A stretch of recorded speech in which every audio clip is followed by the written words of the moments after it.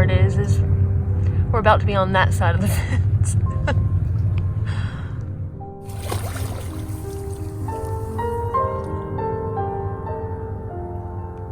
For those of y'all who are not familiar with the Florida Trail, it is an 11,800 mile trail according to Guthook, which is the app I use for navigation, and it spans from the southern terminus, which is located at the Oasis Visitor Center in Big Cypress National Preserve, up through the state, across the Panhandle, and ends at the northern terminus at Fort Pickens at Gulf Islands National Seashore. So pretty great place to either start or finish a through hike, depending on whether you want to go no-boat or SOBO.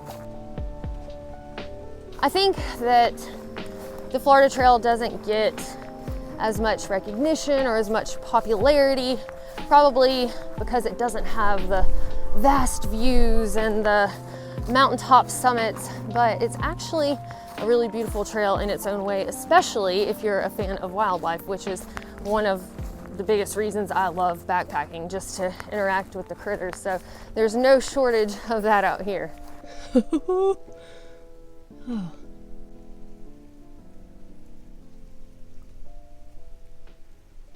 We were sneaking up on the snake and he was pretty brave because he's dead. Oh my gosh. Saving people one heart attack at a time.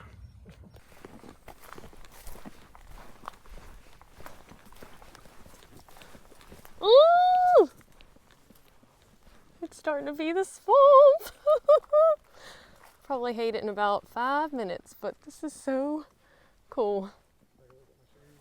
Oh, actually feels nice. We get to hike with minnows.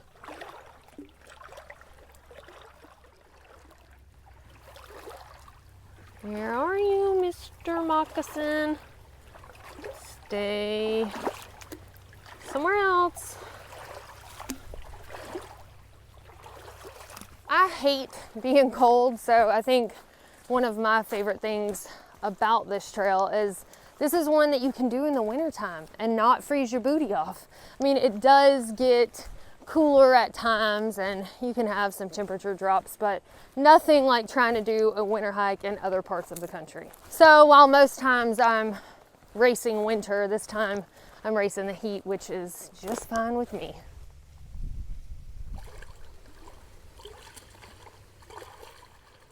The best season for the Florida Trail just happens to coincide with Girl Scout cookie season.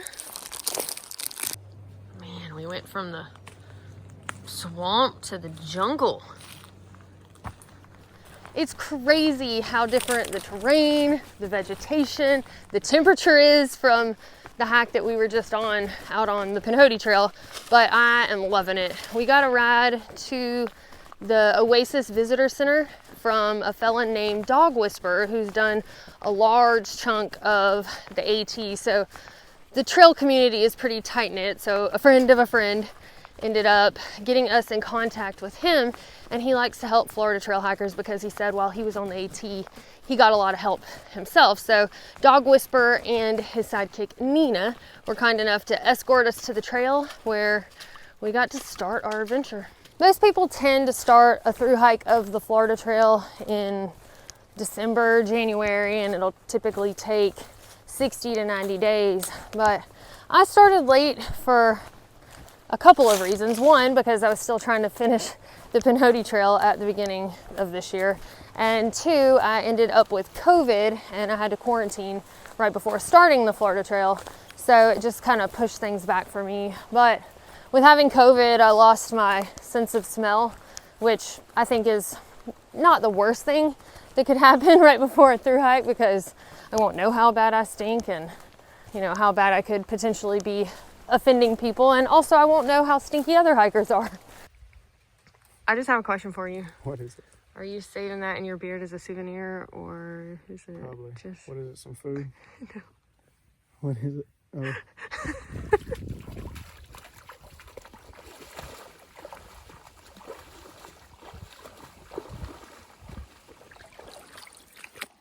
Well, walking on, well, sometimes anyway, this limestone rock. It's sometimes out of the water, sometimes under the water, and sometimes it's slick, and sometimes it's not. Woo! That time it was.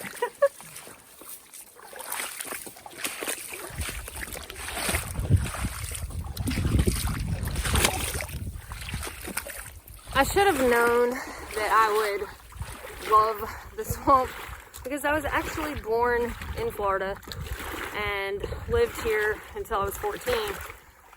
And I remember going on a middle school field trip that they probably wouldn't take kids on these days, but we went out there with our science teacher to swamp area somewhere, Everglades region, and we were trudging through an area like this, and I remember that my science teacher kind of froze up, and they slowly turned around to our class as we're in waist deep water and said, "Okay, everybody, we're going to slowly back away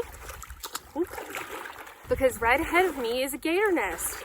And I don't know how he kept all of us calm enough to turn around. I guess because he was just so brutally honest and also calm. But we all just turned around and went the other way, and somehow that felt kind of normal. But I remember how exciting it was and how much I really just wanted to go look at the gator nest. But that day, I think, was the first day that I remember actually showing any kind of real interest in photography. I had a waterproof disposable camera, and I remember a butterfly landed on a blade of sawgrass, and I got close to the butterfly, and in my mind, I could see this beautiful picture. Blue skies in the background, swampy sawgrass area, and this butterfly right in the front with everything slightly blurred out behind it.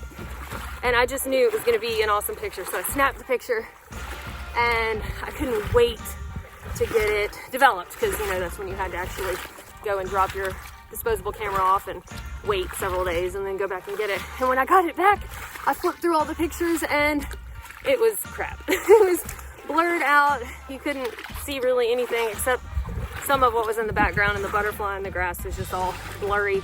But I still remember what that was supposed to look like in my mind. And I think something kind of stirred in me that day to where I knew that I wanted to be able to take cool pictures and record stuff and whatever. Plus, Wild America with JTT was one of my favorite movies growing up. So I guess it all kind of makes sense. But in a way, more or less, this Big Cypress preserve area is kind of like going full circle for me. And heck, it might have been around here where we went on that field trip. I'm honestly not sure. Guthook says something about a cypress dome. I've never heard of that, but it's a good source, typically a reliable source of water. And you can tell from farther out that it's a cypress dome, but this one, the trail is right next to it, so I'm guessing this is it. And apparently, somewhere in there, there's really good deep water. But the thing about the really good deep water is that gators like the really good deep water too. So it says don't chill out and filter your water in there to get it in, get out.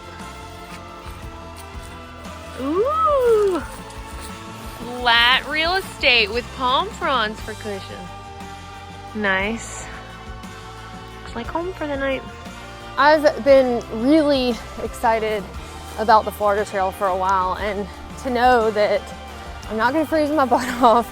I get to finish this trail because I'm heading northbound on the beach in a convenient place where I can just relax and drink some rum and pineapple and pretend I'm a pirate for a couple of days. So it's just totally different than anything I've done before, and that's what I love.